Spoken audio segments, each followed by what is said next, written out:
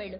చంద్ర నువ్వు ఇక్కడికి ఎందుకు వచ్చావు? దీన్ని ఇక్కడికి ఎందుకు తీసుకొచ్చావురా? అయ్యో కాంత, దీన్ని ఎందుకు లోపల రానిచ్చావు? ఈ దరిద్ర మొహాన్ని చూడలేరు. గంటే దీన్ని బయటికి గంటే. నా మాట వినండి. అయ్యా కాలు కూడా కోకోకుండా గొడవ చేస్తుంది. పోలీసులు పిలిపించి లంచని బయటికి గంటించా, బయటికి గంటించా.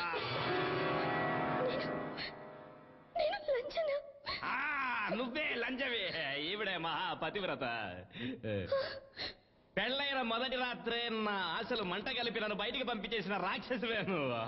పాపం నా కాంత నన్ను దగ్గరికి తీసుకొని ఒక్కటి ఉంచుకోకుండా అన్ని త్యాగం చేసిన త్యాగం ఊరితే. ఇలాంటి దాన్ని తిట్టావంటే పైన నా దేవుడు ఊరుకుంటాడా? పెద్ద రోగంతో నేను చంపేస్తాడే. రే మోహన్, ఏంట్రా నువ్వు మాట్లాడేది?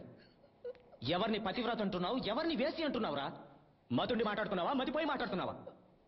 చూడరా, పెళ్ళైన దగ్గర నుంచి ఈ రోజు వరకు కన్నిగానే ఉండిపోయిందిరా తను. నిన్నే మనసులో పెట్టుకుని పూజించుకుంటుందిరా. ఇలాంటి అభాగ్యురాలైన ఆడది కన్నీరు పెడితే అంత మంచిది కాదురా. ఈ మాయలాడి మోసాల పంజరంలో చిక్కుకుంటే నువ్వు నాశనం అయిపోతావు. మోహన్, మోహన్, నా మాట విను.